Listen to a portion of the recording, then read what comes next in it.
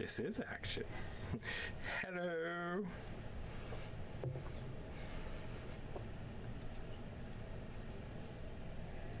Oh dear. I breathed a lot of CO2 just there.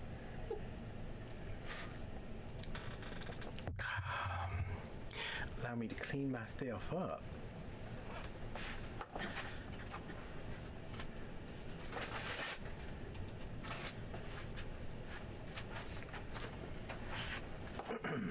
Hello, Payne.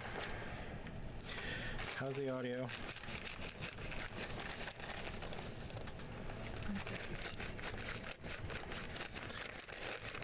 Get lots of tinkly noises.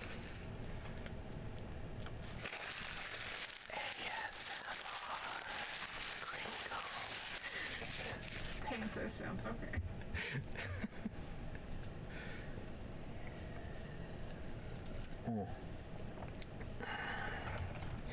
So let's give this bad boy a spin.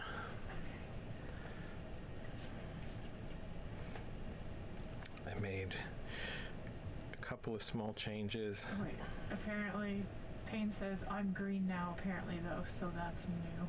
Green now? Oh, do you mean your chat thing? Her chat thing? Maybe.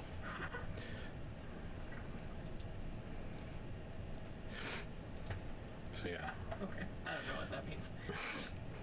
Well, it isn't easy being green, so we'll have to work with Jen tonight. I did make some changes since last stream. I pretty much finished all the hair to the same degree of polish, and I fixed a few very small undercuts on the bottoms of things that I couldn't see on stream. But the plan is for tonight, we're just going to break into some details and some wounds and some disgusting bits.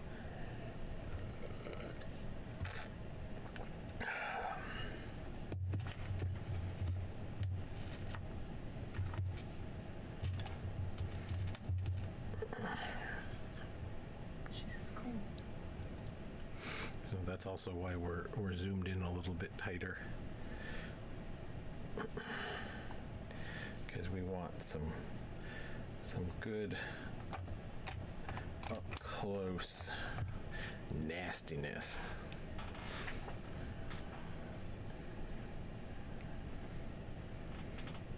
I think I'm gonna add.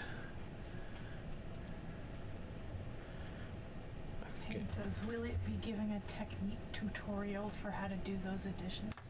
Yeah, a little bit.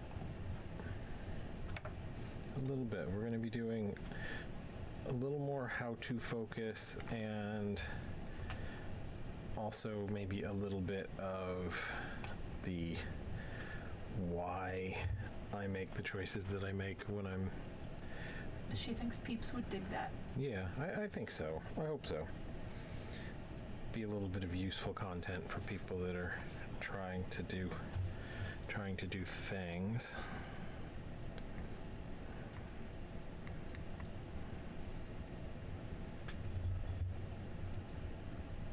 Clean up that one little bumpy wrinkle. So I think I'm going to do some pustules in and around the mouth, some little face pats.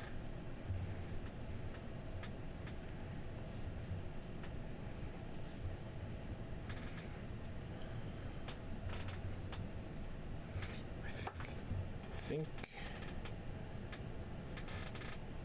Can I hold Pustulio's little hand? You can hold Pustulio's little hand. So I think I'm going to add them more to this side because I want to reinforce this directional pull that's happening here.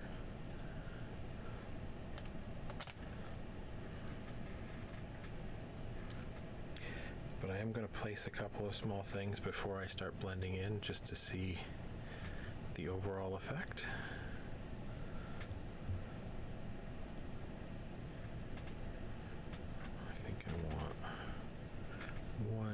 actually on that grody wrinkle.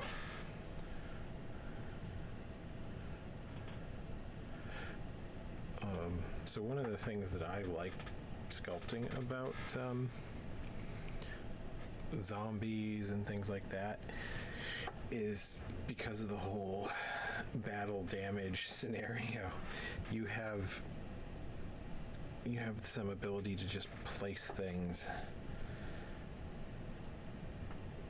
for aesthetic effect as much as because that's where they would go.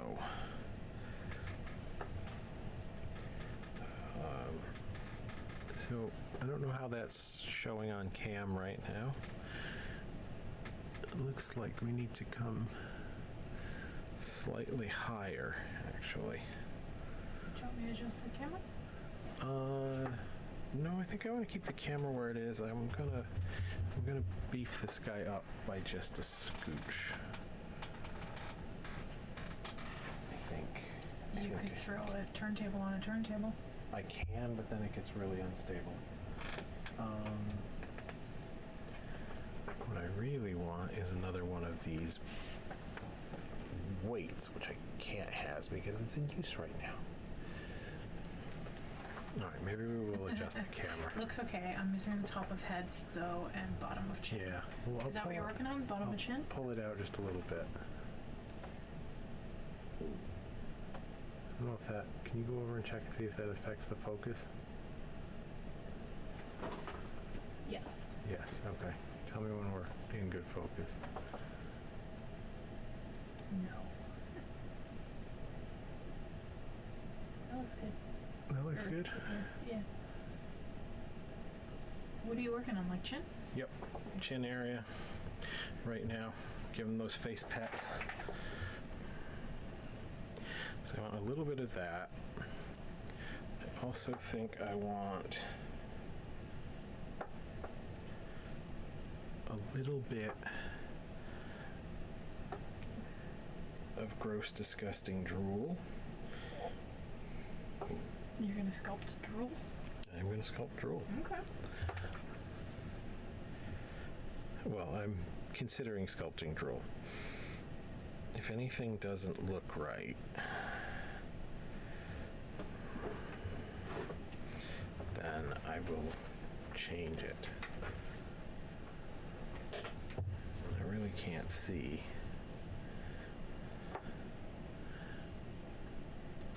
Cam myself.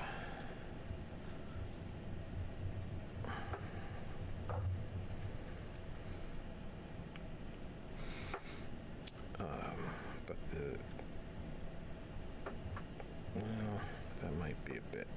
Payne says, now would you use the melting function of the monster clay to show that as a liquid for the drool, I mean? You could try and melt it to sort of make it Like drool down, but you would have a lot of you'd give up a lot of control over where that drool is going to go, and there's no reason why you can't just sculpt sort of a liquidy thing happening.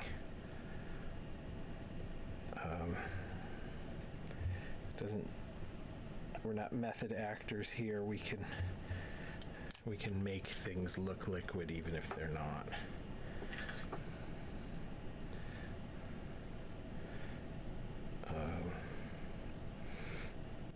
As long as it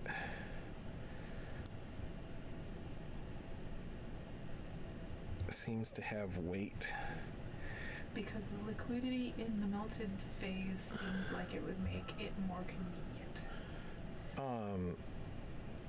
I mean, theoretically, it could be convenient. At this scale, it would be, I would think it would be pretty difficult to control that at all.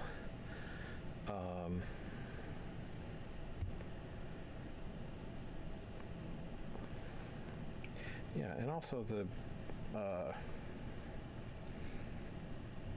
liquid clay doesn't have the same properties as like liquid saliva would. Because we want a certain viscosity and adhesiveness. I'm generally not a fan of just treating the clay as if it's doing a thing for you.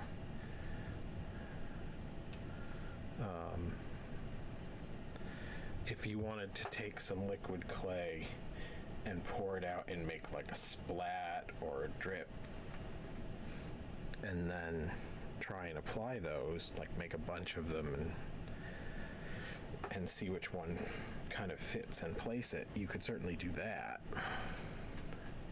That would give you some amount of control.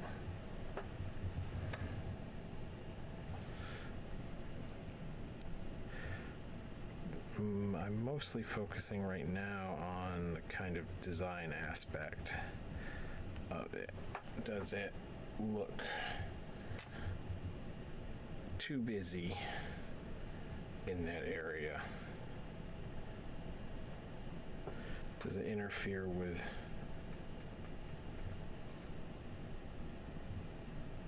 the overall effect I'm trying to have happen if I have drool?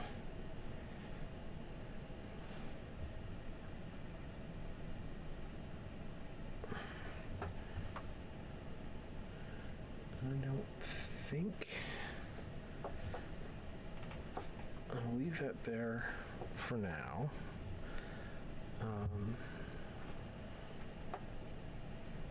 I know one thing anatomically I'm going to take advantage of is the way this eyebrow raise is. I'm going to have that a bit explained by a scar and a wound that's pulling the flesh.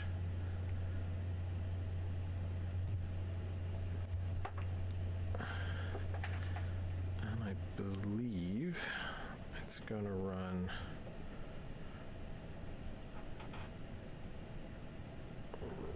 roughly in this direction here.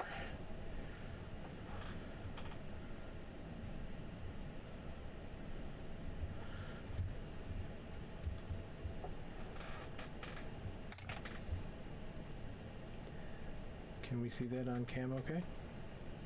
Yep. Okay.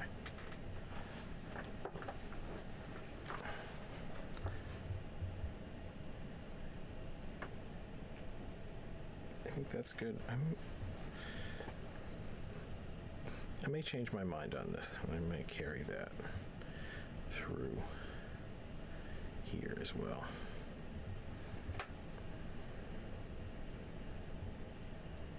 Payne says, yep, she can see it. Yeah, I think I generally like that.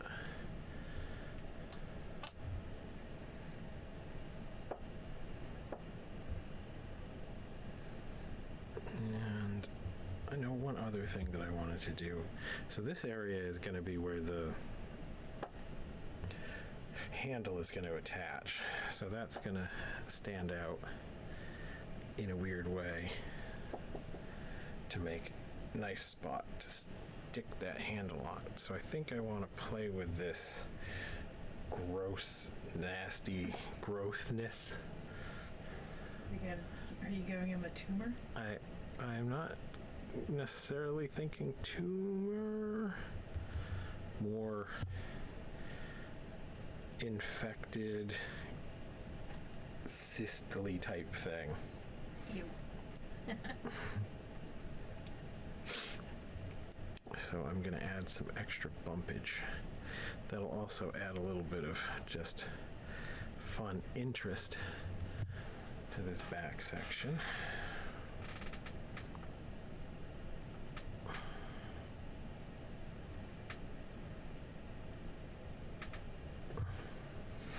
Unfortunately, that's pretty heavily in shadow on that side. So that may not pick up well on stream. You can still see it okay? Yeah. Okay. One there. And I think we want one here.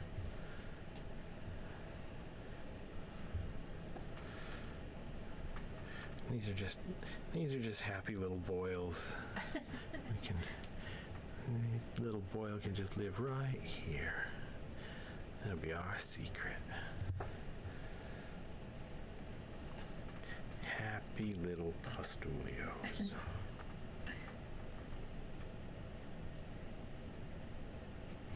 can have some in a couple of different states as well. Have some that are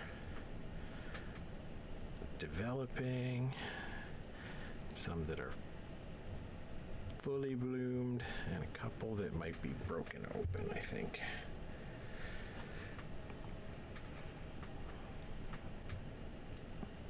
I don't want to get too crazy.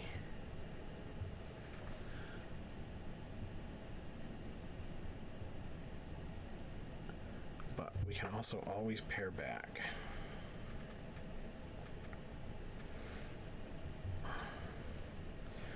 I want to keep that asymmetric sense going too. So I think we're gonna let these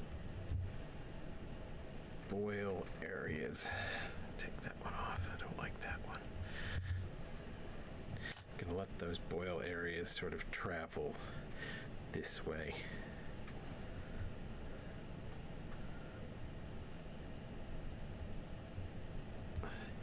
Now, one thing that is unfortunate about doing pieces for clay,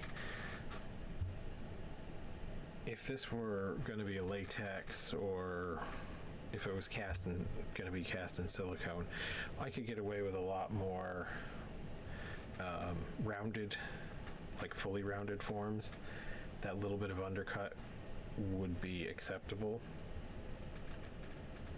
And it would work just fine. And sometimes that looks pretty cool, especially if you have I can show you what that would look like. If you have a piece that bags over a little, like you got a really weepy blister kind of scenario that's actually starting to almost flow down. Gross. That can be really effective if you let that have that little sort of almost tucked under shape. In contrast to these others that I'm going to smooth out a bit more, having that one really, really ripe pustule can be a very nice accent. But in ceramic, we can't have nice things. But that's okay. I can kind of fake it a little, and I get a visually similar thing.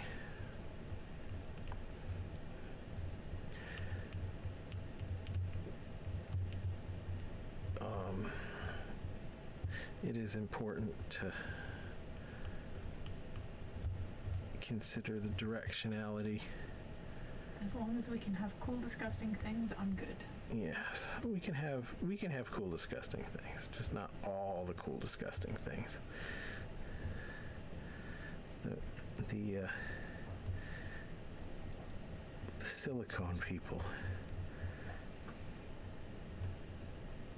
do get some advantages, but they pay for it in expensive silicone and stuff that just randomly decides, I don't want to set today. I set yesterday. You didn't change the clay or anything, but today, no, my cure is inhibited. My cure feels inhibited.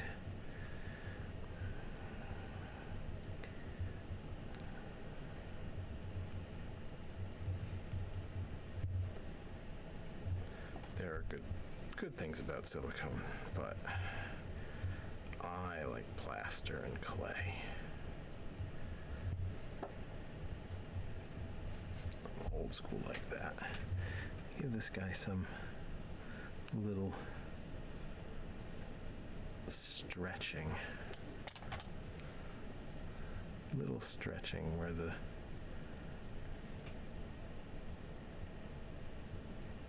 swelling in this bubo is actually pulling at the skin around it. Bubo.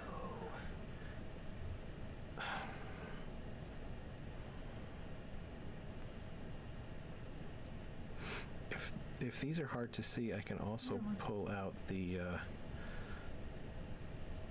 clay board and do a couple of sketch examples as well. Would be very possible.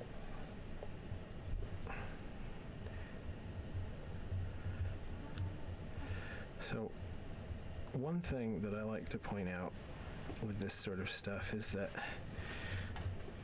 it's easy to get really fixated. Does that might help a bit? That helps a bit. What do we think, Payne? Does that extra light help a bit?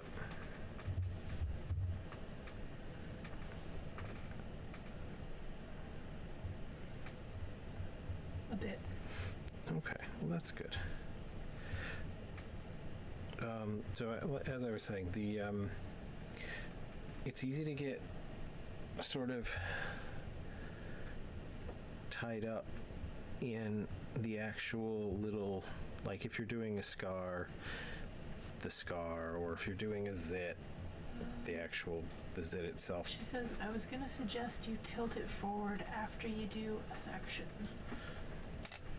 I just want to see what's going on. Can do that. Yeah. But yeah, you've got to focus on not just the actual pieces that you're sculpting, the little buboes and zits and whatnot, but focus on that surrounding area,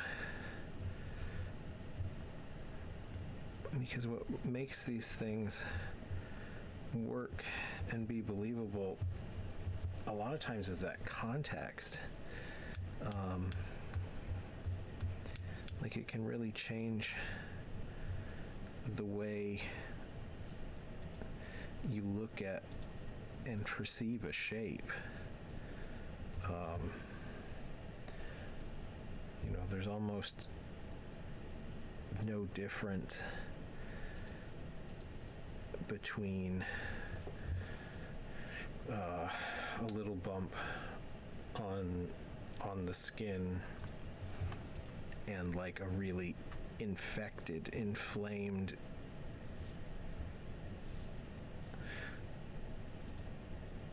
pussy thing,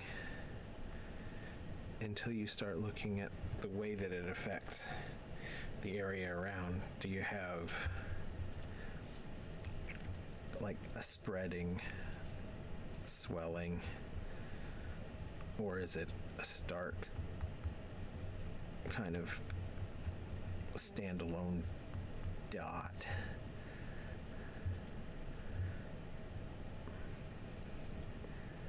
That sort of thing really informs what you're looking at.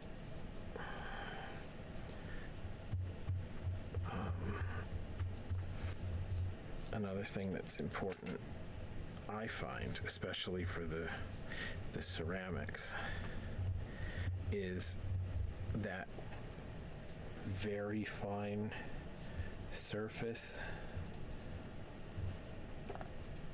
texture, because I can make a piece look more gross and infected if I make it that little bit shiny and very smooth. You have that sense of the skin getting stretched and delicate versus like if I wanted to do more of a deformity or a tumor, I might keep that skin texture flowing over the whole thing so that you can feel that sense of growth rather than the sense that the skin is just about to give up. And it's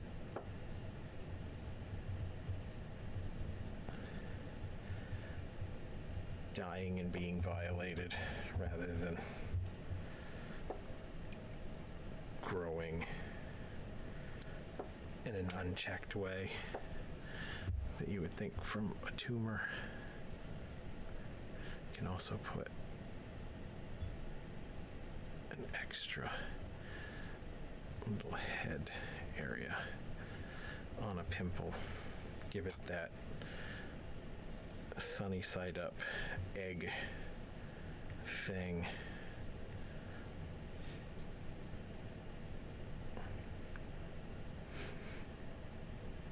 And especially once that's been painted, you have that sort of reddish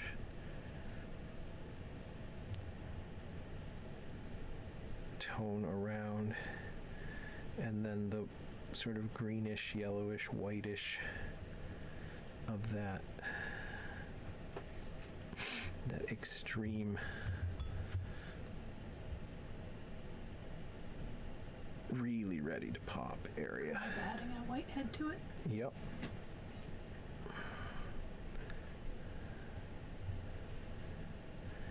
And that's going to be an extra time where that shininess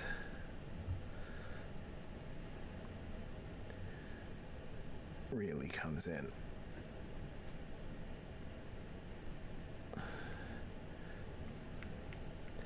Can also depend on the quality of the skin. Like, are we dealing with a thickened area that's going to have more texture?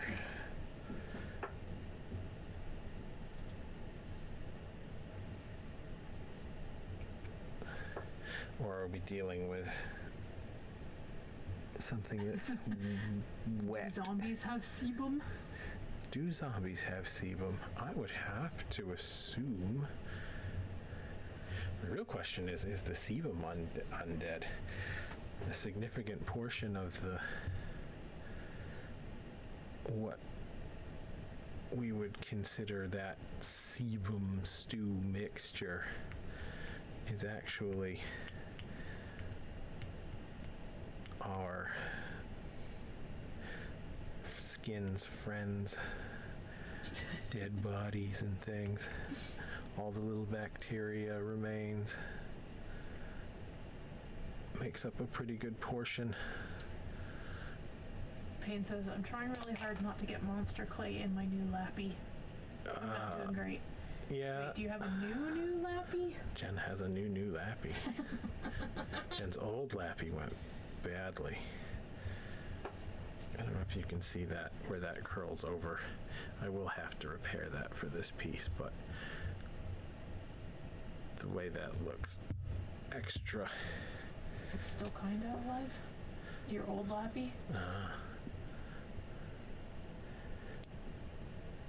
I cannibalized my old lappy for parts. Yeah. So I guess I can show you the way that I work for ceramics to get that sense of a really overhung area. Because I can do a sharp 90-degree angle where the roundness comes over and then stops abruptly. Looks almost as good as an undercut in most situations. So if you ever do find yourself as a sculptor in a place where an undercut would be problematic, if you're making toys or something, you can do well. But that type wouldn't cause grief while attempting to mold it? No, as long as it doesn't actually wrap around in any way, you're good. So causing a nice abrupt change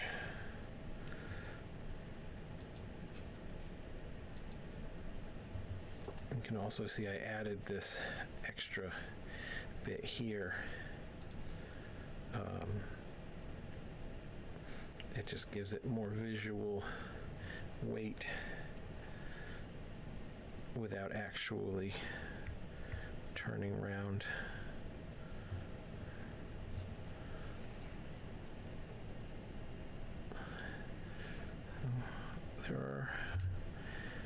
There are ways. Almost nothing is not doable. Pain's like, hold my beer. Oh, you can definitely do things that are not moldable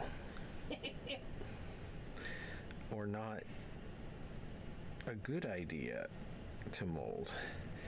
But I have. But you can find ways to make it function in the mold without looking particularly different. You can sell a mark. I'll show you. I will show you a thing. What time do we have? I remember you giving me crap about undercuts on the face hugger I made. Oh yeah, no, you can't be having undercuts, and some of those were extreme undercuts. Okay, let me see if the clay board will be in the shot if I'm like, I find it. This is going to be hard to hold and do. But if, for example, we wanted to do a missing eye, we're just going to gouge this monster's eye out. Actually, no, I'll keep that one. I like that one. Get rid of this one. Pretty little hair out of the way. I'll get rid of this eye instead.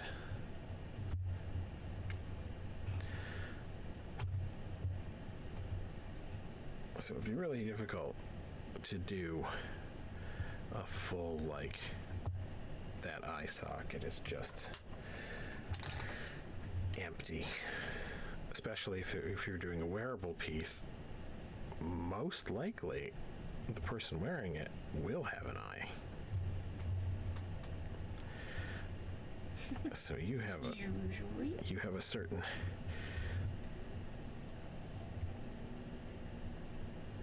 minimum depth requirement to have that fixable or to have that piece wearable.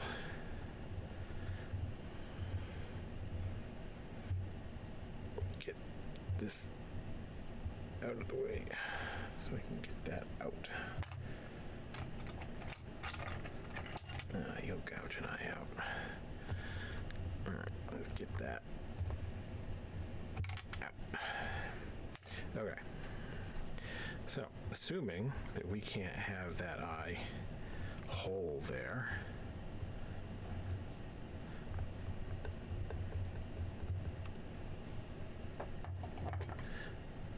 I'll just fill that in slightly.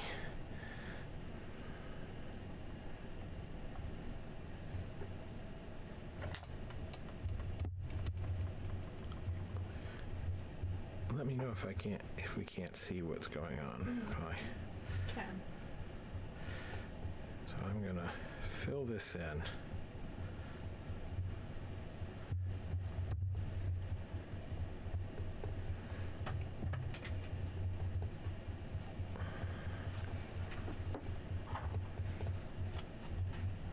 If you allow me to play with the camera and stuff. Play with the camera and stuff. Just fuck my shit up. I will fuck your shit up.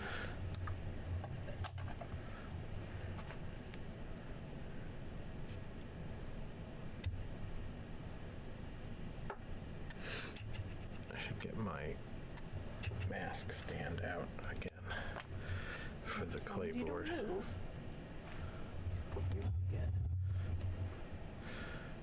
He proceeds to immediately move.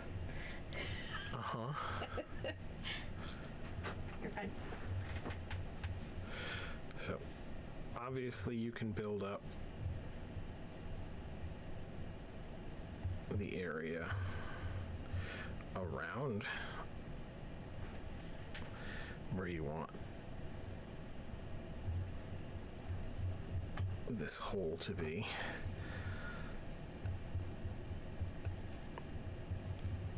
But the difference between having a nice smooth transition like this that's going to read as a flat area and an abrupt stoppage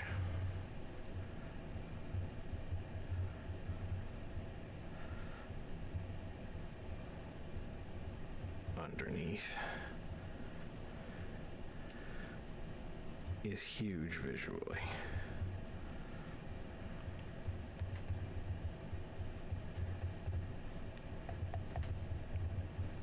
Sometimes you can also sell it with a little bit of a crease added in to delineate the edge of what you want to read as the whole. That one can go badly on you because it also delineates the edge of what you want to appear to be not there. So this, we're going to call this the negative space area that we want. By delineating that, you do strengthen these shapes around it, which can help set it back visually, but you're also strengthening that negative shape itself, which helps it read as more solid. So what I like to do is I like to take advantage of textures. So coming into these spaces and just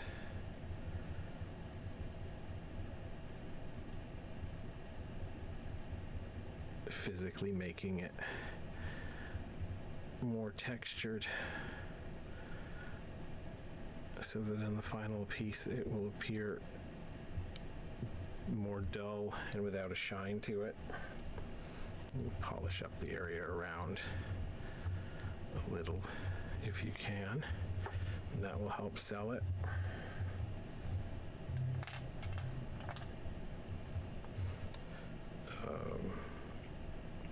Another good thing that you can do when you can is putting in, if it's a shape that the audience is prone to recognize, like an eye. If you can break that up, a really good example, the worm-eyed zombie that Fulci did for his zombie movie, Lucio Fulci. He just filled that eye socket area with worm looking stuff, and it, even though it sticks way out, it reads as a nice hollow. So if there's an area that you could come in and add something that breaks up that shape that we recognize.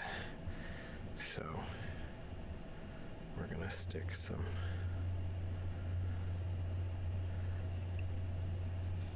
extraneous hanging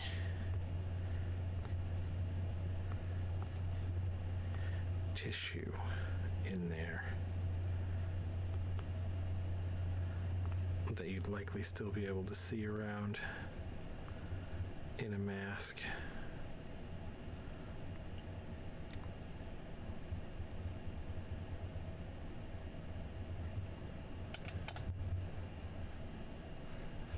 Get some, I don't know, some spider webs or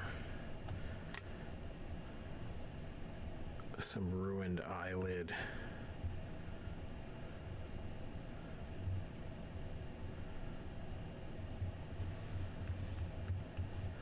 That droops into that space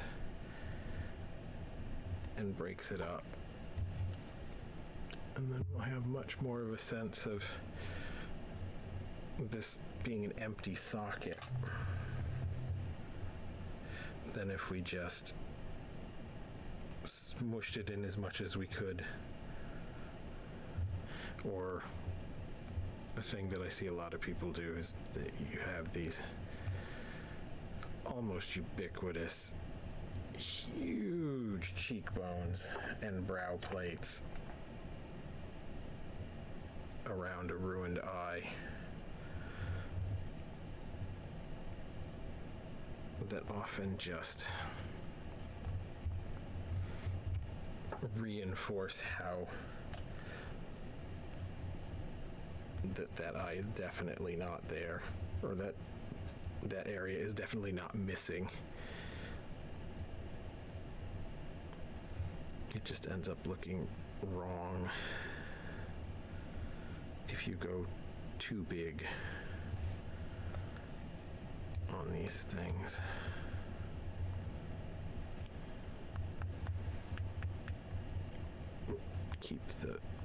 Keep the additions that you make subtle, and you'll probably read better.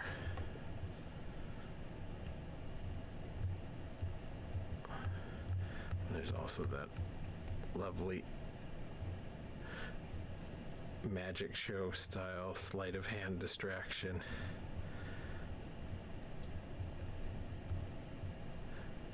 Don't want people to notice that there isn't actually an eye hole. Make something cool over here that they'll get caught up looking at. Anyway.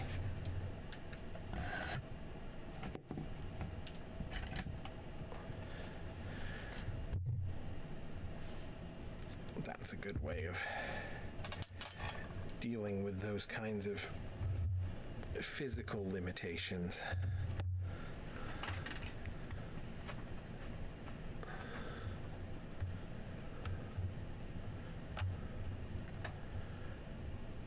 When they arise.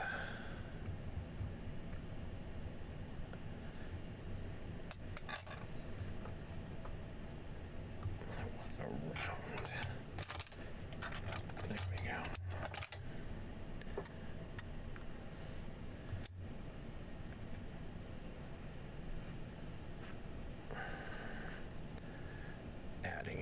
bit more of a flat area between these two. Did you oil this chair? No. Weird. What do you I mean? swear last time it was squeaking every time I moved, and now it's just silent. Nope, I did not oil the chair. Excellent.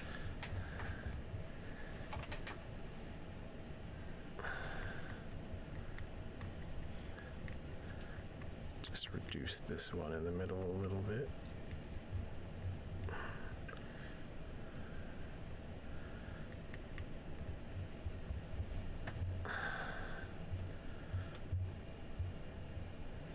How's your thing going, Pain?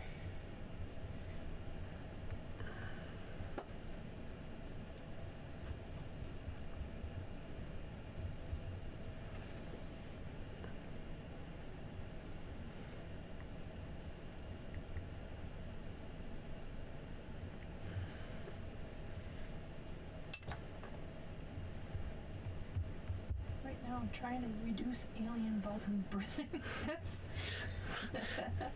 I mean, don't Or you Don't- could lean into it. don't body shame Bolton.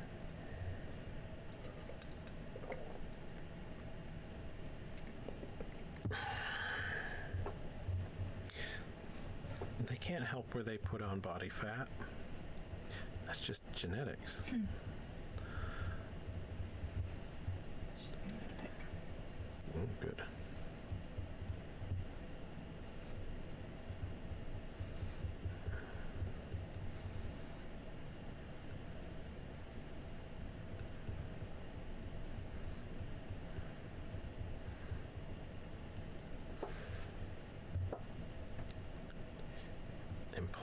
Apply some of that distraction technique. Give Boltan some nice juicy boobs. Then no one will notice the hips.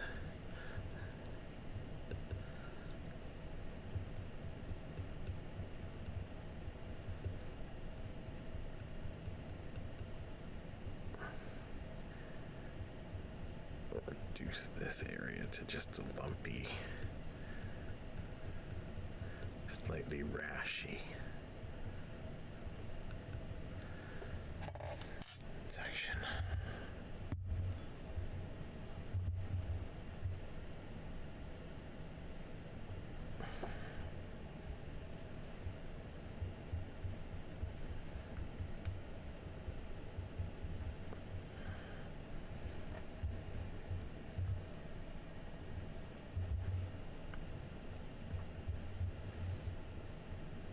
This is where she's at. Still trying to get the proportions to cooperate with me.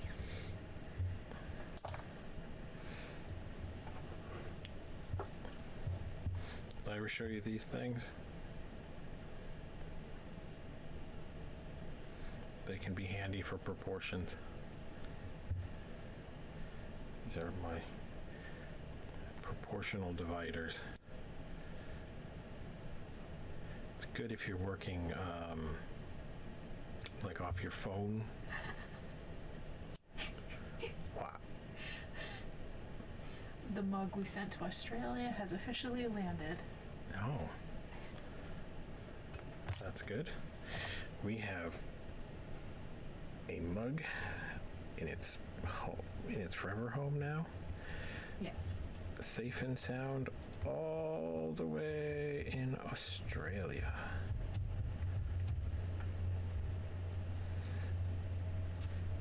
Yeah.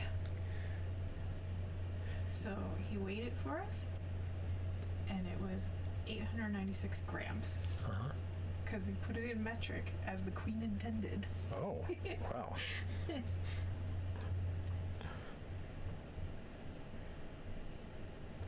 Let's transfer that to freedom units.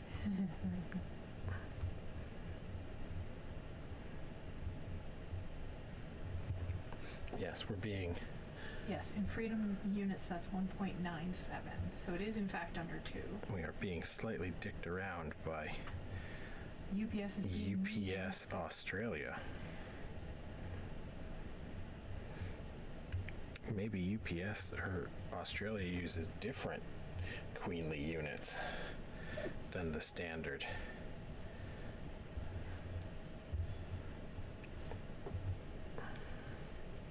Graham's science. That's incorrect. That's how many soda cans? Okay, that's how I want to. 4 pop cans. I'm going to measure everything in soda from now on. Carbonated beverage.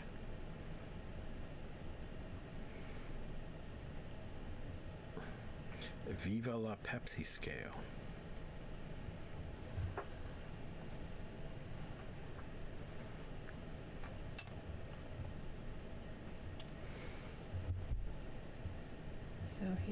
So he said, love the mug, haha, hilariously hideous. That's what we like. Happy customers.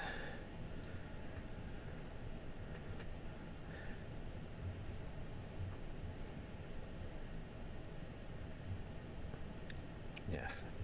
So far,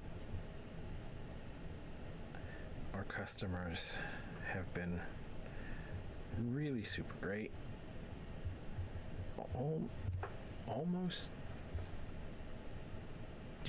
exactly 100% like. Chuck's here. Hello, Chuck. Chuck says, taking shape. Oh, thank you.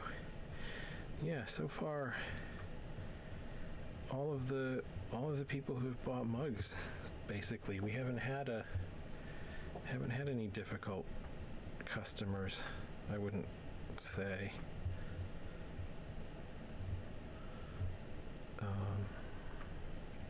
So yeah, I guess picking up one of our mugs is a super great metric to prove you're cool. Hello,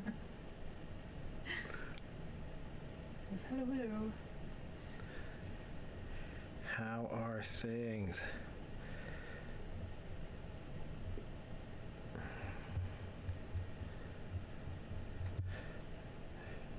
Mr. McDuff is going to be live on YouTube on the 28th, I believe, at 7.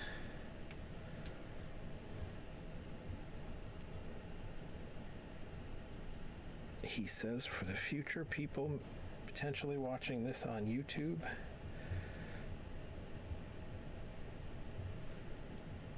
unless there are more people watching that I don't know about.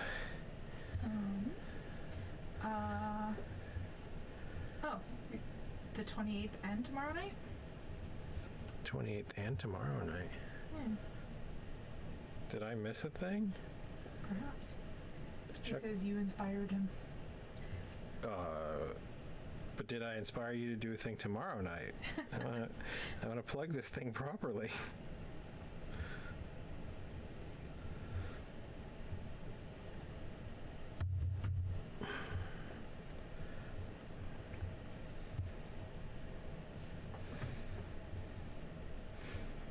Yes.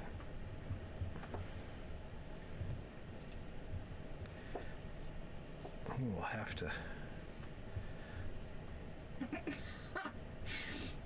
Payne says, be right back. Need a Band-Aid. I'm concerned. I would be, but I know her. It's true. This was just a matter of time. Yep. Oh, the one tomorrow is impromptu. Oh, the one tomorrow is impromptu. Oh. We were thinking about doing an impromptu live stream of a kiln opening. Yes. Which I believe if we do that, it'll be sometime Sunday afternoon? Maybe? That's going to depend on whether or not you get your stuff done to go in the kiln tomorrow. Sure. Sure that's going to happen? Yeah, maybe. You Yeah. said you had a half a shelf? Not quite. A little under half a shelf. I'm being selfish with the kiln this time. We got lots of bottle monsters. My demon Oni. We should do this. We should advertise it. because people are kind of excited about your bottle monster. Well, And we will okay. be launching that sometime soon too, Well, yeah. like next week. Well, provided it gets fired this Can you imagine Saturday. we decide to live stream for the first time and everything comes out terrible? I mean, I can imagine that. I can imagine that too. That would be fun. we could get a viral video live stream train wreck. And this is true. Yeah, this is true. Yeah. Stream that on the clay fail.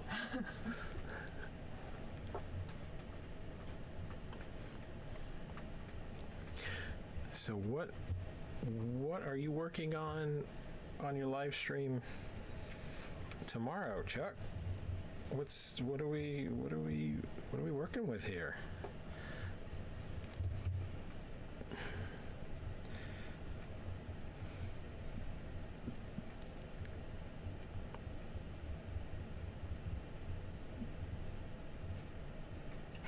And also, Pain, what did you do? Oh, is she back now? She's back. She's back? Has the hemorrhaging stopped?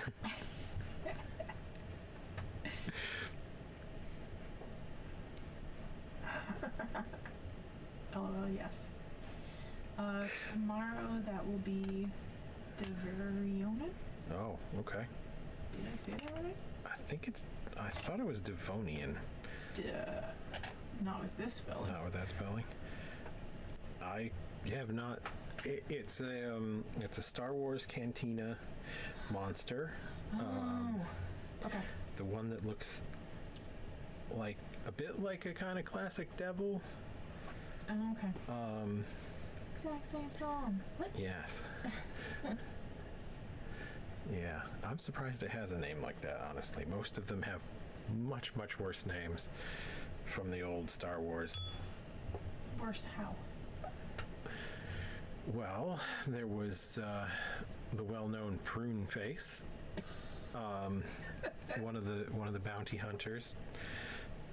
It was simply named Prune Face. I forget.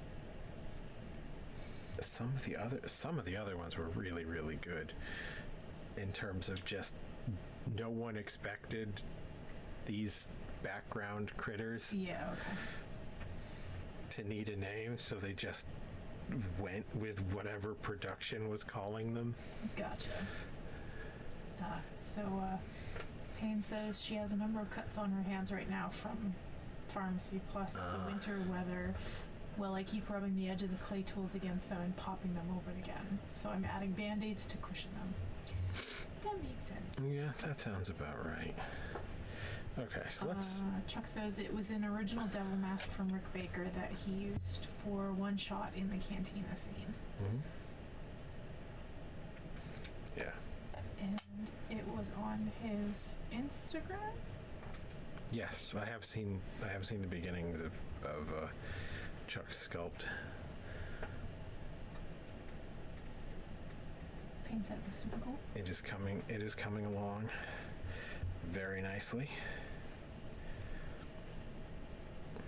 That's not going to be a molding thing. You haven't finished that already, have you, Chuck?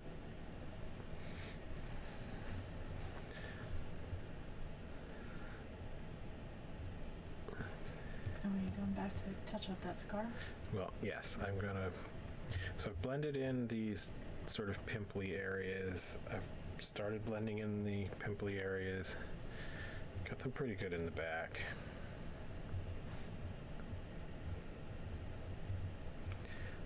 It's a lot of moving around the sculpt, just picking off little bits. But it's probably time to open this scar up a little bit. He says it will eventually be molded. Yeah, monster mold. Yep. All right, so tomorrow's live stream will be sculpting on it then. That'll be cool. All right, so I'm gonna open this up a What little. time are you going to be doing that, Chuck? Yeah. And it's YouTube? Or Instagram? Or I know the one that he announced was a YouTube live. 9:30 on YouTube. Yes. Cool. Yes, it's You can check it out. yeah. Yep. Well, I'll try to for sure. I want to say it was Chuck's Curiosities is the name of the YouTube channel.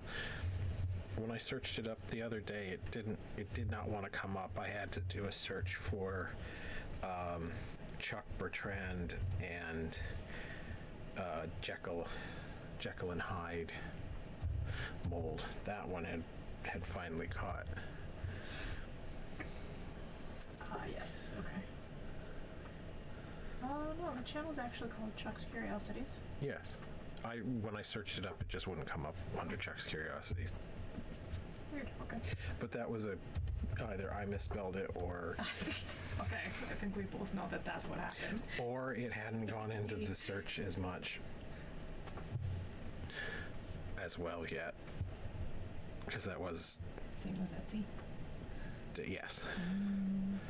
All right, I'm gonna open this up and you get it nice and gross and jagged. Ooh, that's a nice spot. Keep that one.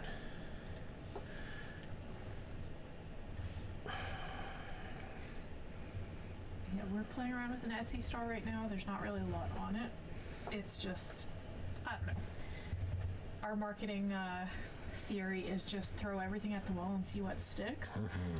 So we've got like 4 listings on Etsy right now.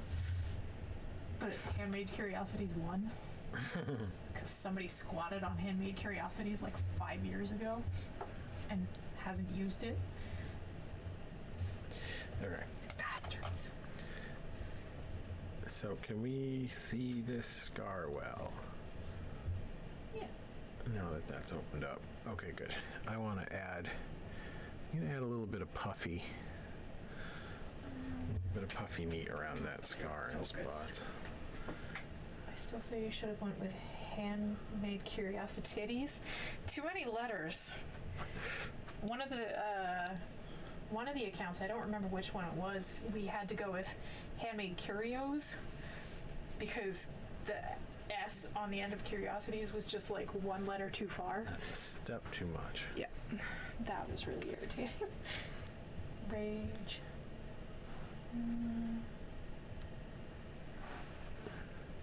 Okay. Are we well in focus? Well, the other alternate name that we're kind of playing around with, which we may make use of at some point, is Handmade Atrocities.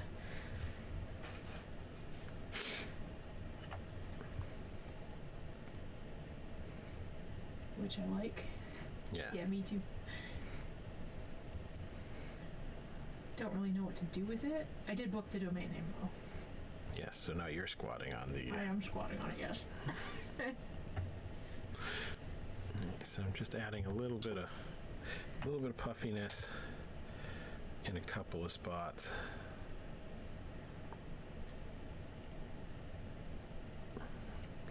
I don't know if this scar is going to stay, but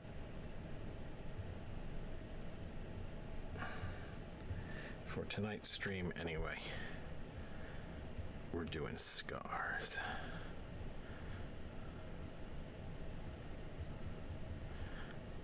And some wound action.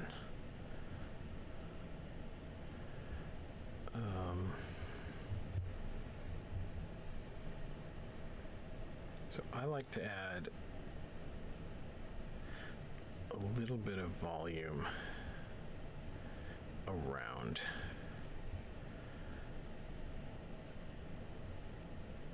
a sort of an opened cut, which I guess right now this is more of a cut than a scar. Yeah. So we're gonna roll with it for now. That wound look. I'm just gonna take my ball stylus and just kind of push some of this around a little.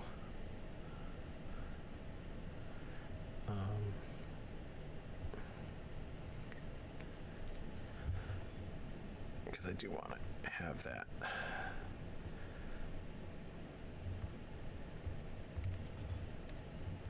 raised area.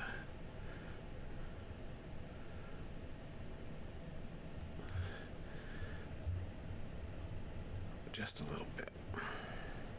Now I think that might be a case of things being very effective in the ceramic application, because the glaze catches really nicely on these kind of areas, and you'll get a lighter bit of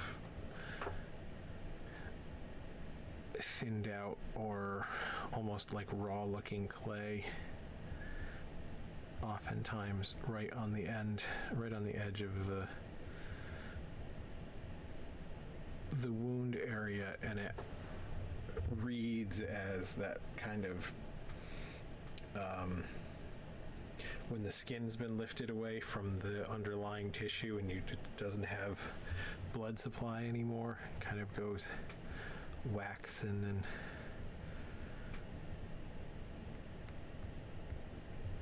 and a bit translucent. My porcelain does an excellent job for that kind of tissue. Chuck says, I love a good scar on the eye. I do too. I try not to use them too often, but this guy is such a classic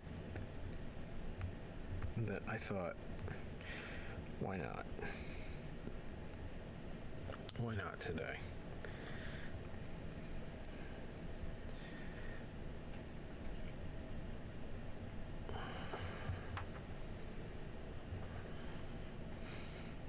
As I'm going, I'm trying to kind of sit back and observe what I'm doing a little bit, see where it needs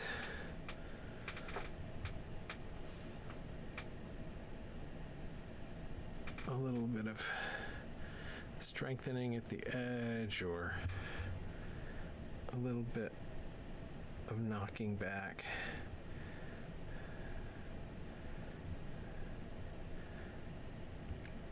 Because this may be, as I'm looking at it, well, I do kind of like it. It's bordering on a bit much. I will say that.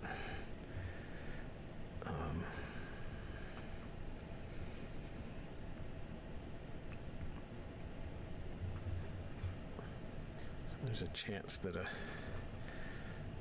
scar would be more effective than a fully opened wound section.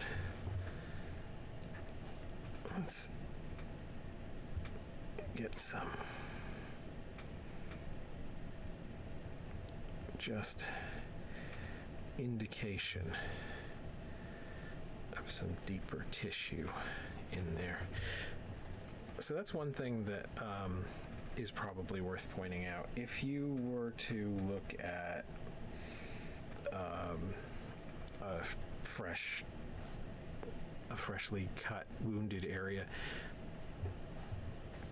most likely you're not going to see this stuff. This is texture for the sake of looking good in here. This isn't the sort of thing that the anatomy is like, oh yeah, that's, some subcutaneous fat and things. There's almost no subcutaneous fat on the skin of the forehead and things like that.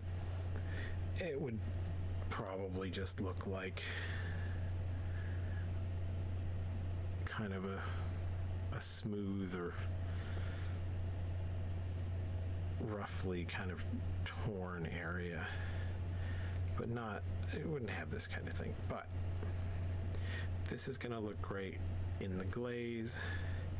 It's going to communicate that kind of depth really well. And I personally think that's more important.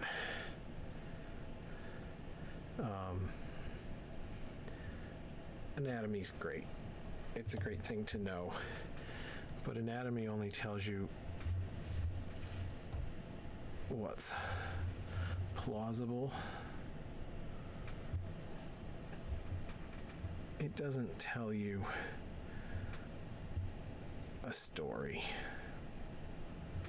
necessarily. It doesn't punch up an area visually. One like good example of that is mummies. If you look up like mummified remains, there's a lot of really smooth, stretched skin on a mummy or a desiccated kind of corpse sort of thing. You don't see any of these kind of like symmetric wrinkles running around the mouth like you got with the Karloff mummy. But those details are super satisfying. They look great. They really communicate mummy to the audience because of the Karloff.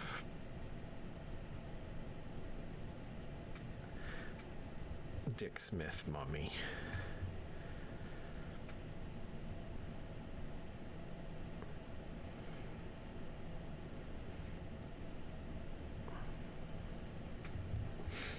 Not that real mummies can't be super cool,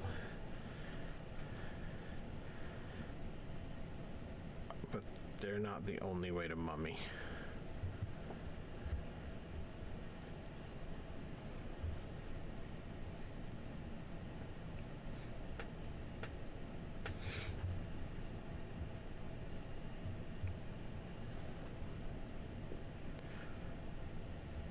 I saw I was flipping through Tubi last night, and I saw the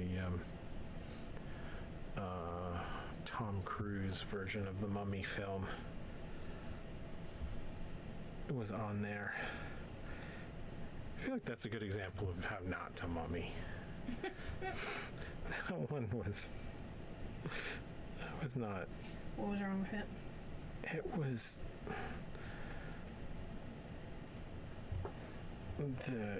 there were these tattoos that weren't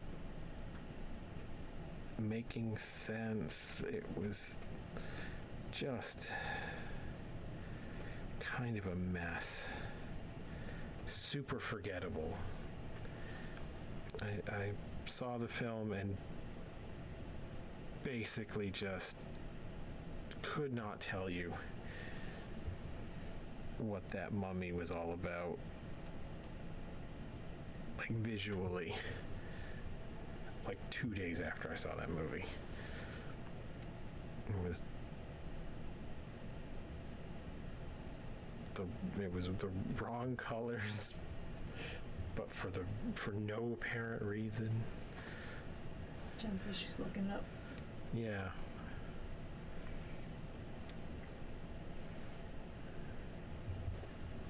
Didn't even have the excuse of the like Brendan Fraser style mummy where that really horrible CGI in spots. But you know, CGI was apparently hard to do.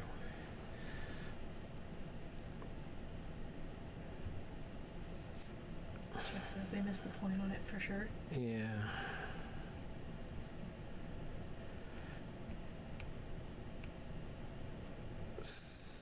sometimes I think people try to be different to be different.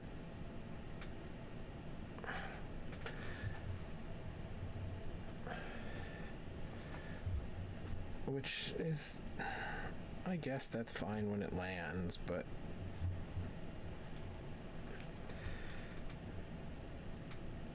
just doing something different isn't necessarily good. There's a qualitative aspect that needs to be met as well.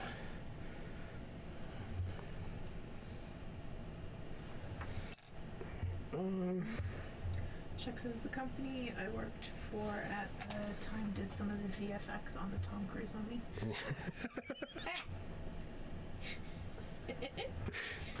Here we are talking shit about Chuck's old plot.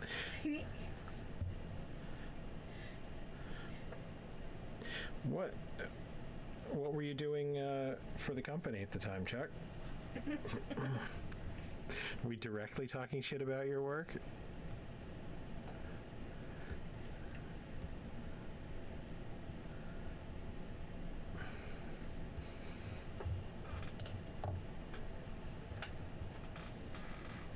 Payne says she saw it. Yeah, I guess I'm more used to the Karloff style ones. I mean, I think everybody's more used to the Karloff style.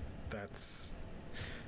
Universal had a run where they just invented what monsters looked like. Chuck was in the editorial department, so not affecting my work. Editorial department.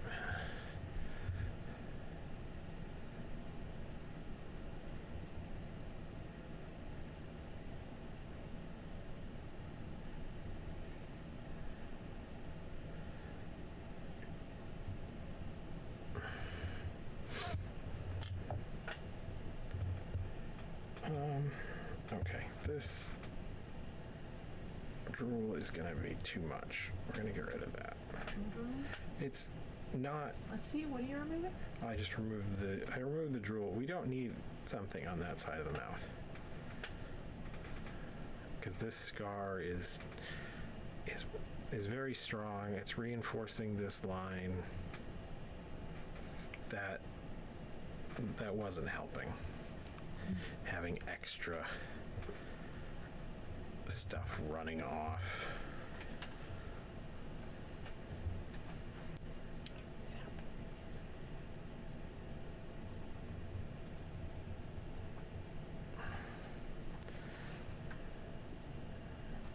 As a matter of fact. Chuck says, no, don't remove it. It looked cool though. No, I don't want that. I feel like the directionality was wrong. I'm sure there's a good way to show this. My old painter senses just wouldn't allow it. So the drool running kind of this way off the face. Turn that a bit. There you go. Add it to the other side where the lip droops down. Yeah, I thought about that, but I have those lovely bumps there that I think I'd rather have than drool. But yeah, I didn't like the idea of the line of this scar coming right down through and then leading to something that just points out of frame. Couldn't. Payne says you can make the eye oozing if you wanted to show that effect, maybe? I could. I can. Drooly eye? I mean, I can show how to do that sort of thing. I don't mind showing what the process would be. we can put it back for now. So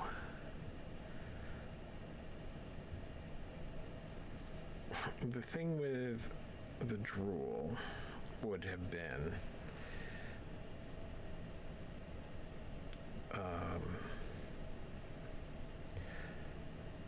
a shape that... Payne says, I just thought you wanted some drooling ooze somewhere. Yeah, well, I thought I did, and then I changed my... Well, you know what, let's revisit just slightly. I remember drooly toys from when I was a kid. All of our toys were gross in the 80s. That was a major trope. We'll try something a little more subtle. We're going to come right up. Payne says the best ones were onto the lip. Here. So for drool, does it look really funny? Huh? Oh no, On sorry. For a drooly area, the thing that I've found is important is making sure that it follows the form of the thing that it's running over pretty closely near the top.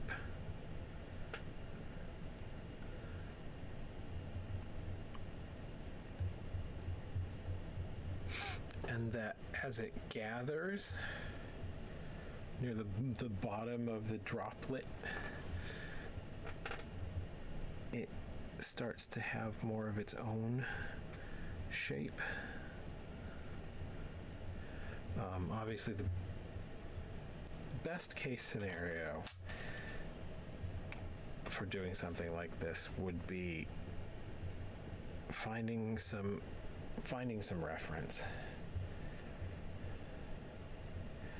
But that can be really difficult to do, and you're still going to have to extrapolate pretty hard.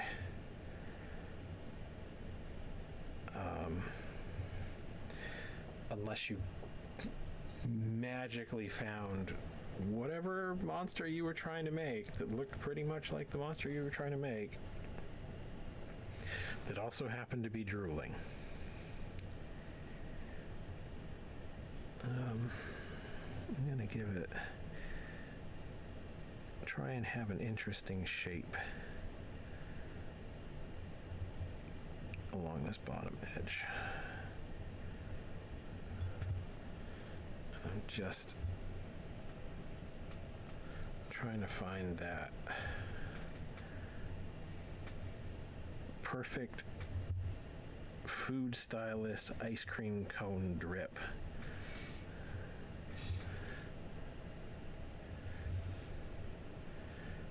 It's kind of weird to think about wanting these shapes to be beautiful when they're... They just use shaving cream? Oh, they do just use shaving cream, but there's a certain shape that tends to get used, and it's this almost like furniture makers used to call it an oogie curve, and you would see it on like cut work and things on old tables or the legs of certain things, and it would have this kind of, it's a compound curve not too dissimilar from the shape on a French curve, where you have two opposing kind of S-shaped movements in relation to one another. The spirally ones? It's less the spirally and more the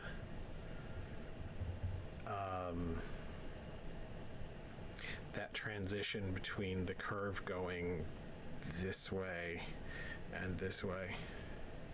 So you'd have this kind of weird ocean wavy thing. And it just looks good. It looks right. Because everything is nicely in proportion. And if I'm going to have this guy drooling, I want beautiful drool. I want photogenic dribbling. So I'm going to add a little more fullness to this side.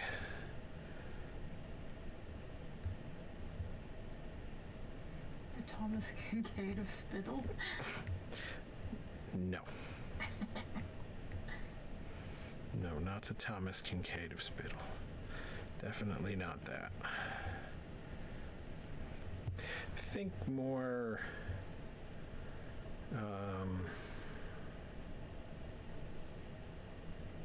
the Hokusai. Oh, well, I think it would have to have glare on it for that. Think that Hokusai wave kind of asymmetry, but it's clearly following a contrived pattern. So I'm trying to get these. I've got these two little crests of drool happening, and I want them to repeat one another, but also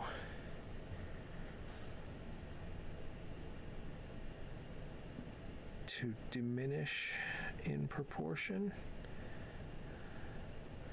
if that makes sense.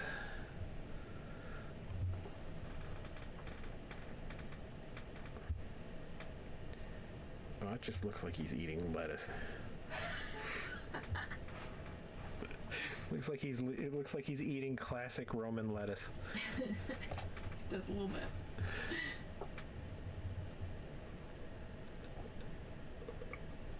Okay.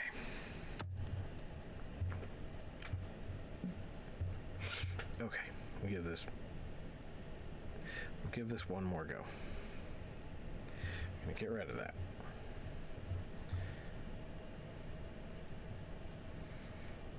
And we are going to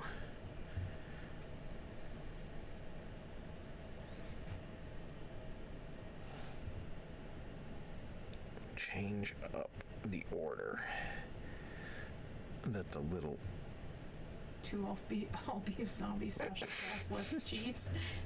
maybe. Chuck wants to know what you're drinking out of tonight.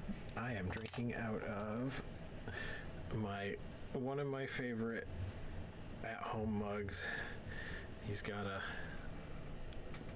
pretty good sized crack that developed during the firing, so he is mine. Oh no. But otherwise I really like the way he looks. I like the way the eyes came out, and these cups just hold right. It's got that very pimp chalice kind of satisfying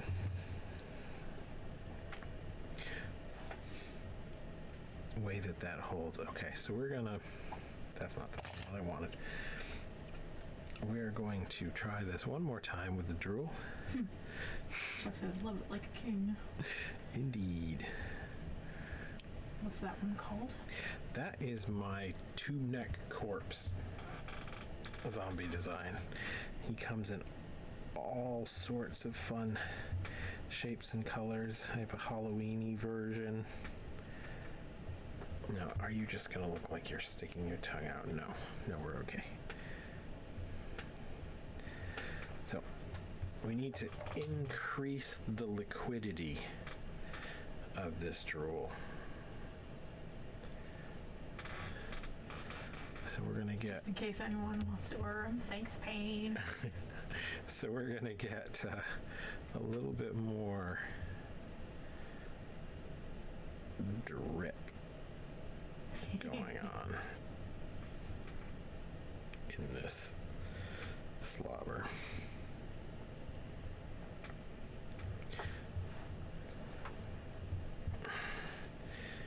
But still with the same idea, we've got larger spit and smaller, but still in proportion. Proportional spit? Proportional spit.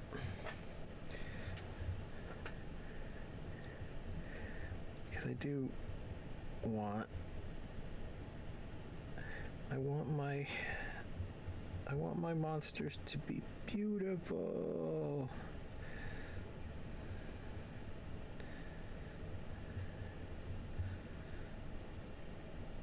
It's about having that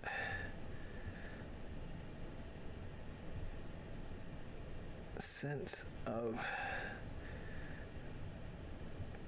design and intentionality. We used to call that in art school, was when you have things, you want to make it clear to the audience that slimy thing or that brush stroke you put there on purpose. You decided that was where that went. Things didn't just happen that way.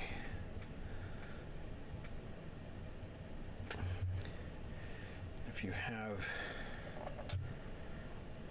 a sense of intentionality in a piece, it will communicate more strongly.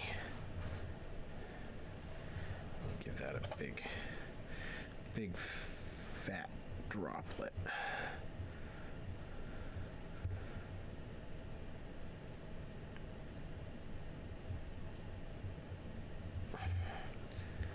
Again, I'm sort of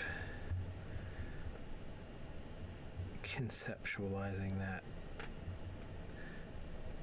hokusai wave thing. Those lovely little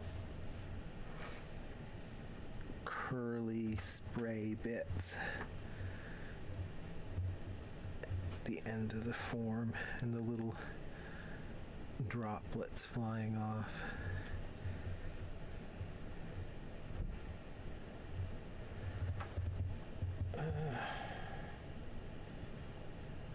I'm getting somewhere.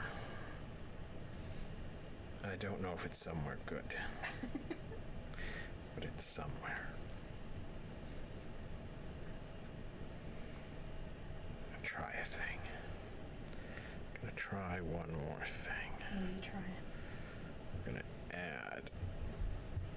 No, we're gonna add. That's almost assuredly too central, but.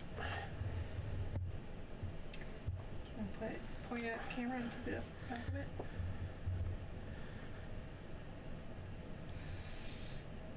I think maybe yes, a little too central. Yeah. But if we shift it here, it just doesn't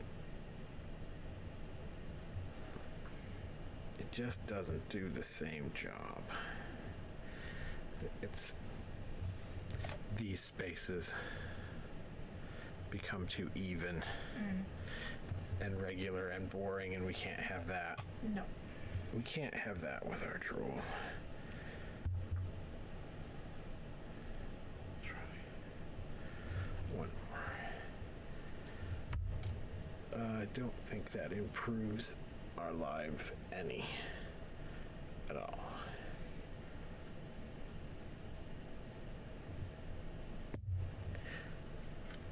So I am going to pull this, but just to show how I would do it, if I were going to stick with it, I want, for something like a drool, I want a nice, crisp delineation between the drooly bits and the bits that aren't drool. So I want a good hard edge.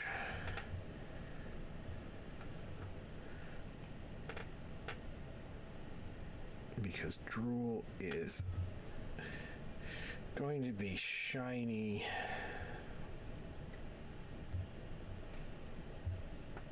and visually very punchy. To sell its sort of viscous liquidity, I am going to want a shape that flows and then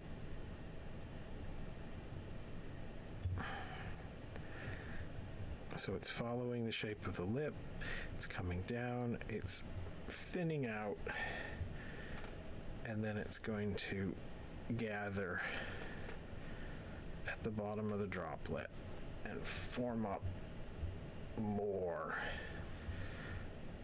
weight, because you want that sense usually that drooly bit is just clinging on.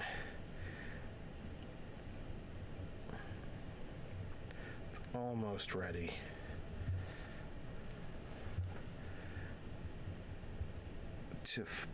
To break loose and drip down.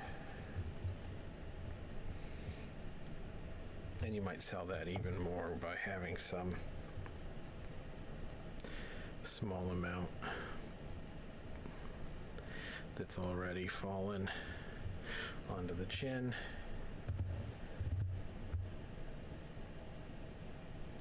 And that is how I would tend to sell a drooly fang.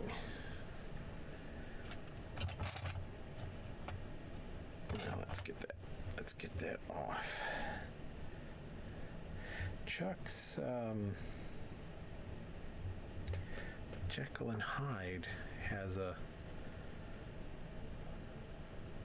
Does that have a bit of drool on it, Chuck? I know the Oracle has a very strong tongue out, but I don't remember any sculpted drool on that one. But I want to say that Jekyll and Hyde maybe did have a little. Am I remembering that wrong? Love that 60s zombies cartoon feel. Yes. Thank you. Yeah, I do want this to be a very designed zombie. He's stylish. He's stylish, the shock zombie.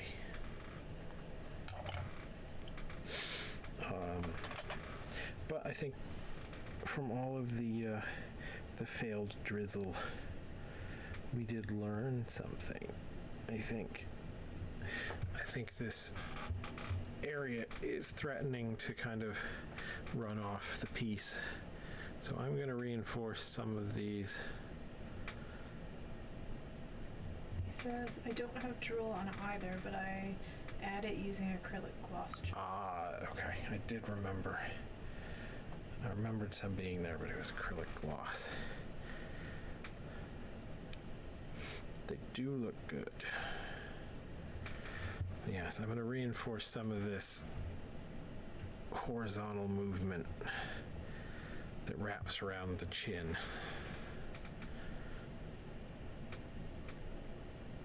Get some of this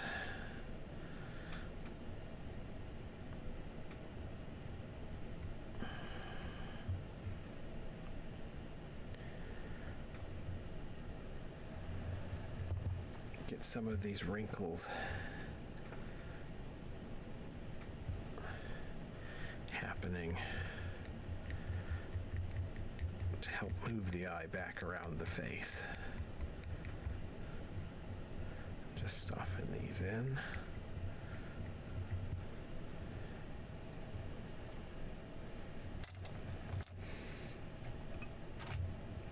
I did build myself a new softening brush to try and speed things up a little bit. The Jekyll has some elixir using that gloss gel tinted with black light activated inks. Ah.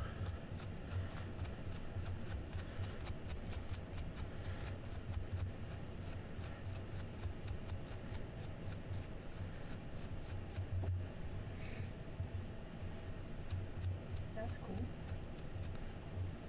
Just What's cool? the black light thing. Oh, yeah. Yes.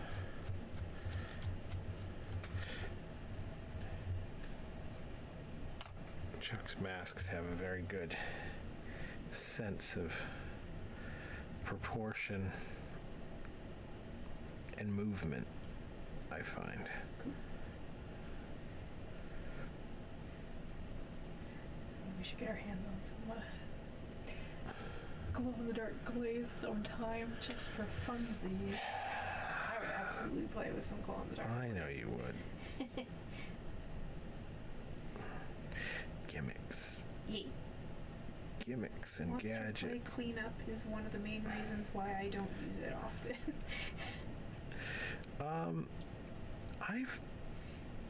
It took me a bit to get used to it, I'll be honest. And I do still, like, I watched one of Mikey's videos where he just squirts some water on or takes a wet brush, and just 2 minutes later the whole thing is beautifully softened in, and everything is articulated again. And I do miss that from sculpting in water-based clay, but it isn't bad once you get used to the slightly slower pace. Isn't it with wood? Yeah, it's a water-based clay. I don't know if Mikey uses. He said, never mind. That was a Chuck question, by the way. What was? The wet thing was a Chuck question. It is. And then he said, never mind. Oh, okay. Yeah, I mean, it's definitely a water-based clay. I suspect it's wet clay. Most people use wet clay, but there are people who don't. I actually didn't. I used to mix my wet clay with my stoneware body. I started doing it because I actually wanted to fire it and have it match and adhere better, because it is fireable clay. It claims that it doesn't have it doesn't have firing characteristics listed, so I don't know what the absorption rate is when it's fired, but it will definitely work up to cone 6. It comes out kind of a buff, warm gray tone But I used to mix it with my stoneware throwing body, and I actually found that the wed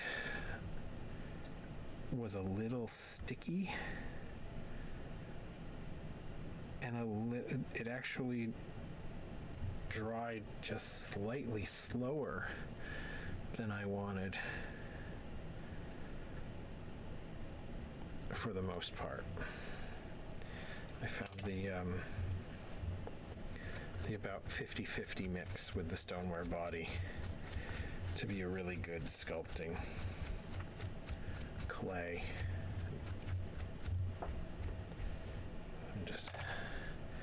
Now I'm building in some of those deep crisscross wrinkles.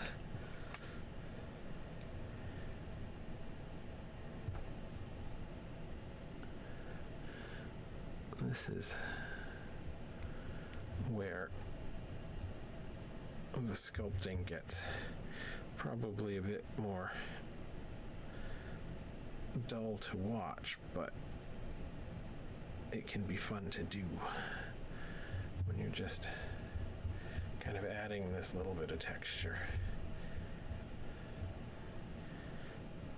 I want some more in this nose.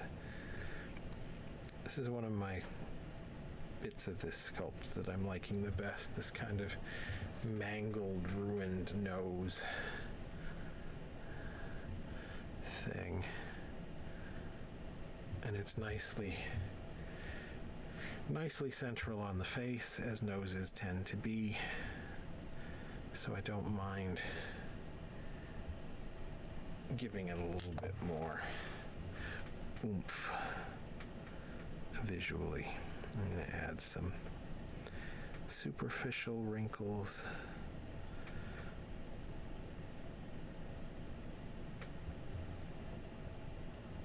Those may actually even be too coarse. So we're going to take one of my favorite sculpting tools, the plastic from beverage can, the flat pack beverage can. It's pretty good heavy plastic, and that makes an excellent gauge material to just put these fine wrinkles in a way that they are softened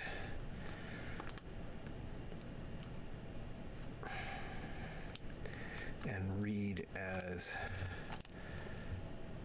wrinkles more than tool marks.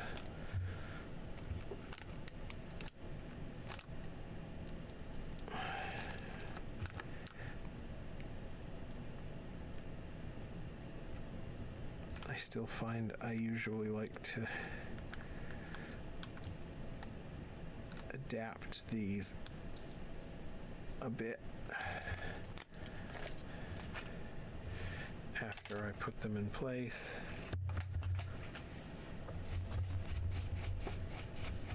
Just soften them out a little further, and then maybe add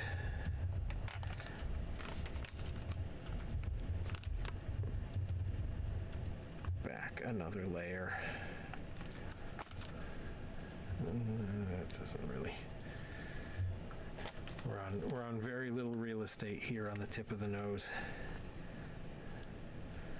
So we have hit close to the edge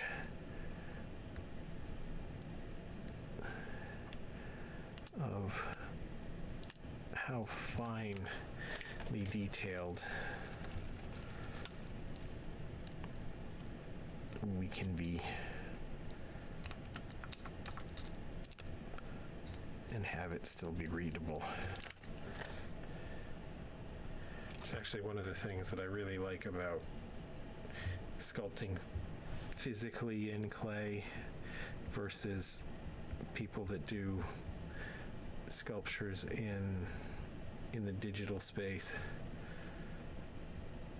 with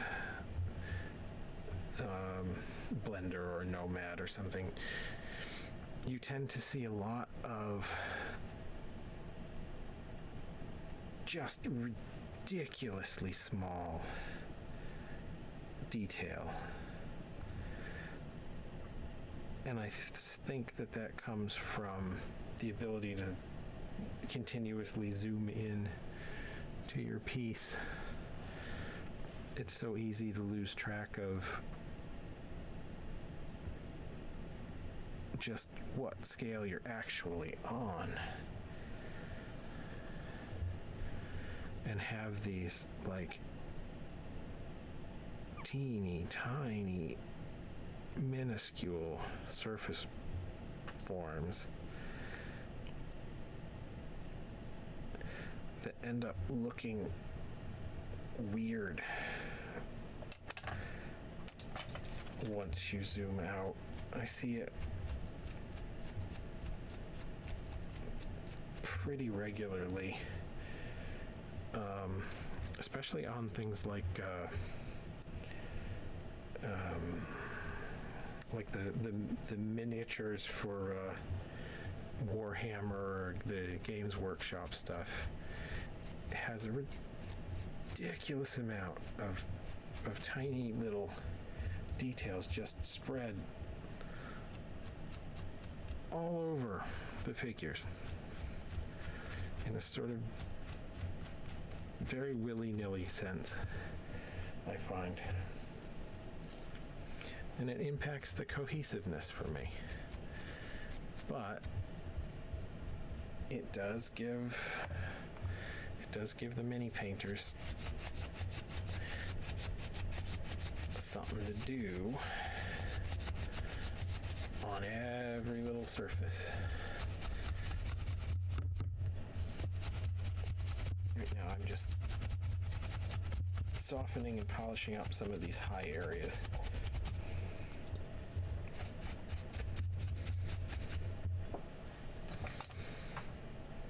Before I take another look. That's really all detailing stuff like this is. It's just adding and softening and adding and softening. Chuck says a good form should always be prioritized over texture, in my opinion. Yeah, I think that's definitely true. And if your texture is going to be something that's such a high priority, it should probably be used for emphasis or used for some better purpose than just this is a blank space that I have, and Blender gave me this tool that says make me wrinkles. And they have these texture maps that I'm sure are invaluable for speed and efficiency and things like that, but the temptation to just kind of slam them on there everywhere just seems to be too much. I have seen some really good digital sculpting, and I've seen a few people that sculpt in actual clay that you would think was digital. There's a certain hyper detailed, hyper textured style. Oh, that doesn't help any. I forget you're there sometimes, the internet. You can't see things that aren't on the camera. Add a little bit of, just a little bit of wrinkle to the lip.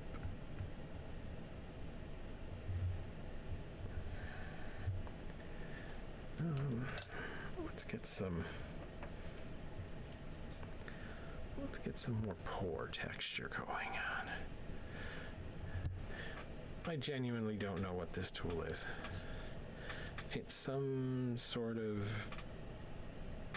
hooking device, I think probably for knitting or something, but it has a nice little rounded tip on it that's just a little finer than my ball stylus. It makes a really lovely pour. Payne wants to know if it's for adding hair. For adding hair to, it could be. Stuff. It could be. Like to dolls. I genuinely don't know. I don't know where I even got it from. Looks like some kind of doll hair punching ass. Oh, This is junk. it could be. No, I don't know where I got it. I may have found this lying around somewhere. I don't know. I will do that from time to time. These look a little more pokey. Depending on half of these pictures that just came up in the search results are like needle felting tools, Yeah. which I know is not right. Well, I mean, there's also a chance this could have had a little hook on the end that was broken at some point, and it just got worn down over time.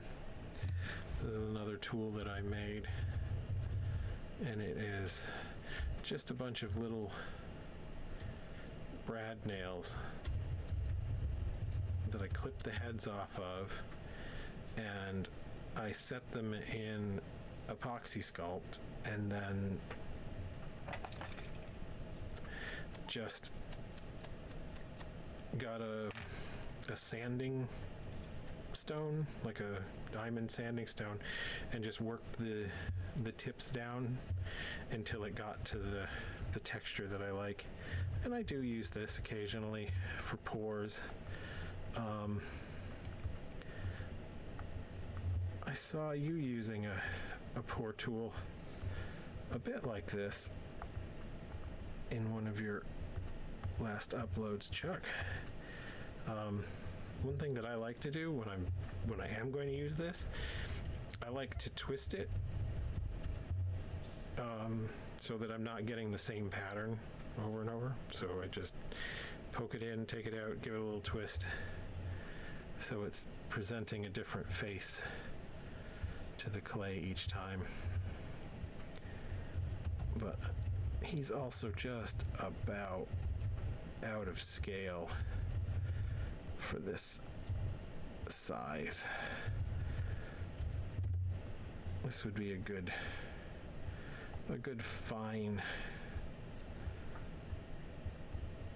pour tool for something like a mask.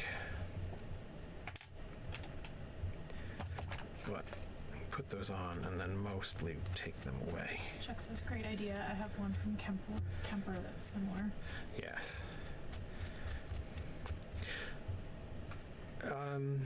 I can't think of the name of it right now. I saw a new place is making a drooly type of 3D printed, look almost like a Q-tip kind of shape with texture imprinted on them, that I can send if I can find it again on the Instagrams. I did follow them, but I can send that if anyone is interested. They I looked, like, not north of the border, the other guy. yeah, north of the border has done it too. So He textured. made his own. These are Chuck says, oh, I've seen it. Is it Rolex? Rolex. I hope so. That's a great name. asks, is it like fondant texture roller? No, it's not like a roller. It's like, I mean, it is used in a rolling motion.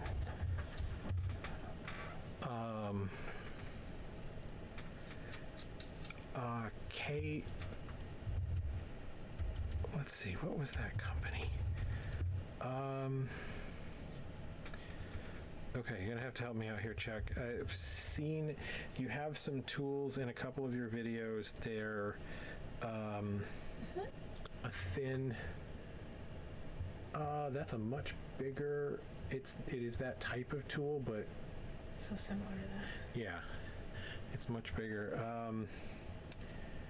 It was the name of the company was shortened. It was just a couple of initials, and it was. They're not still making tools anymore. They had a bunch of different effects guys kind of make their own like tool lines. Chuck says, I have one of the wheels for fur from Rolltex, and it's not great for small stuff. No, it wouldn't be. These are like, they literally look like a Q-tip, but they're a little pointier at the end. And they were from a company that I had not seen before.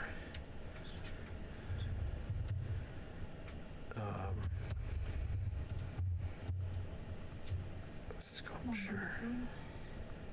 It was like S&K or SK Tools.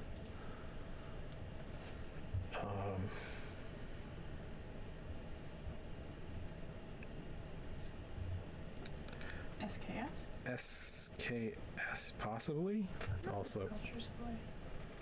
no. That guy makes cosplay tools. Okay, makes cosplay tools. I mean, SKS is also a SKS props? possibly. No, it's not them.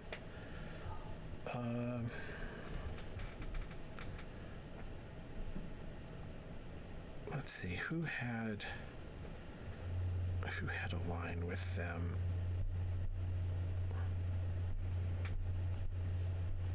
Steve, look up Steve Wang's signature sculpting tools.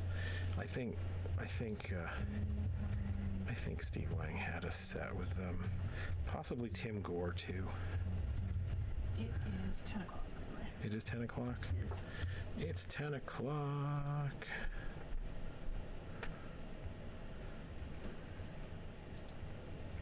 So I think we're getting somewhere on this guy. We're just adding little bits at this point. So I think we're going to retire this critter for the stream. Chuck says, some that I love to use frequently are from some 3D printed texture balls sold by one of the sculptor at Immortal Masks. YK Tools? YK, that's what it was. Yes. I didn't know they were still making those. But this was a different company doing something very similar to the YK texture tools. Yes. Yes, but like I said, just slightly different. I'll see if I can find them and send them along. Because I did follow them. So many acronyms. CES? Yes.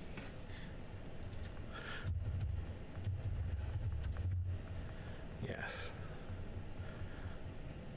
Yeah, Tim Gore does a lot of marketing stuff, so it would not surprise me terribly if he had a line. I've seen the SKS props guy use the Evil Ted stuff, but he makes some of his own as well. Yeah.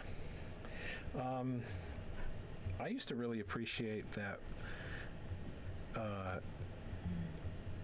the YK Tools had on their website things like the gauge wire that they were using, their music wire, because I could still, even though the website was closed down, I could look up what kinds of wire I should look into picking up. Chuck says I have the Tim Gore signature from there. Love them, but quite fragile. Yeah, they did look at. Well, that's, I guess, another reason to make tools, because they do. I mean, I like my little Kemper. It's not too fragile, but this won't last forever. It's just not a very thick piece of wire. But if it is time, we should think about wrapping up. I hope that was at least marginally helpful in explaining some of the thought process. We've got minimally lost down a drooly rabbit hole, but these things will happen. Yeah, the rest of this is just going to be more of the same kinds of picking Always great away. seeing you sculpt. Thank you. Yes, we're looking forward to seeing you sculpt toward the end of the month. Seeing some of the more finishing marks on different sections. Yeah. Yes. I think that's good, and I'm glad you enjoyed it. Hopefully. Can we see just the face? Just the face. Yeah, just the face. Maybe tip them back. Yeah, there you go. Give him a little turn. Yeah. Cool. Show the money, make up. Yes. All right, so I guess we're off until either Tuesday or potentially Sunday if we do a if we do a sneaky little kiln opening. a cheeky little kiln opening. Yeah, a cheeky little kiln opening. Right. Well, thanks so much for coming, guys. Hope you enjoyed it. Hopefully we will see you next week. Do some saucy things. Yes. Should we do saucy sculpts? I mean, if you want to get views, do some saucy sculpts. I was thinking doing mummy next, but we can go feet content. On that note, bye. Bye.